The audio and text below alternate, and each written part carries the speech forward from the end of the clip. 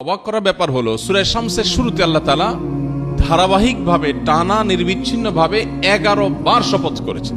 কি এমন গুরুত্বপূর্ণ কথা যেটা বান্দাকে বলার জন্য আল্লাহ তাআলা 11 বার শপথ করেছেন। এর ধারে কাছের সংখ্যার শপথ গোটা কোরআনের কোথাও নেই।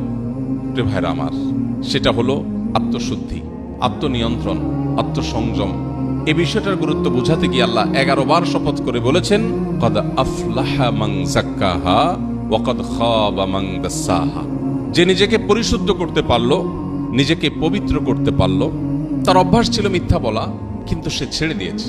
তার ব্যবহার খারাপ ছিল, কিন্তু সে ব্যবহারটাকে ভালো করার চেষ্টা করে সফল হয়েছে, নিজেকে শাসন করেছে। তার মধ্যে লোভ ছিল, মোহ ছিল, সে নিজেকে নিয়ন্ত্রণ করতে পেরেছে। তার বদভ্যাস ছিল মোবাইলে হারাম জিনিস দেখা, সে সেখান থেকে বেরিয়ে এসেছে। তার বদভ্যাস ছিল হারাম জিনিস শোনা, সে সেখান থেকে সরে এসেছে, ট্র্যাক চেঞ্জ করেছে, জাহান্নামমুখী পথ থেকে জান্নাতমুখী পথে এসেছে। কদ আফলাহা মান যাক্কাহা। যে পরিবর্তন করতে পারলো নিজেকে, পরিশুদ্ধ করতে পারলো নিজেকে, নিয়ন্ত্রণ করতে পারলো নিজেকে, সংযম করতে পারলো নিজেকে, আল্লাহ বলছেন 11 বার শপথ করে বলেছেন, এই ব্যক্তি সফল হয়ে গেল। অবাক করা ব্যাপার হলো সূরা শামসের শুরুতে আল্লাহ তাআলা ধারাবাহিকভাবে টানা নির্বিচ্ছিন্নভাবে 11 বার শপথ করেছেন। কি এমন গুরুত্বপূর্ণ কথা যেটা বান্দাকে বলার জন্য আল্লাহ তাআলা 11 বার শপথ করেছেন। এর ধারে কাছের সংখ্যার শপথ গোটা কোরআনের কোথাও নেই।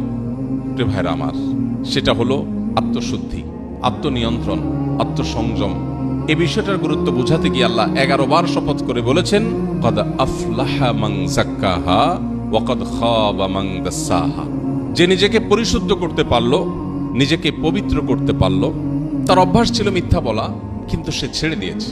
তার ব্যবহার খারাপ ছিল, কিন্তু সে ব্যবহারটাকে ভালো করার চেষ্টা করে সফল হয়েছে, নিজেকে শাসন করেছে। তার মধ্যে লোভ ছিল, মোহ ছিল, সে নিজেকে নিয়ন্ত্রণ করতে পেরেছে।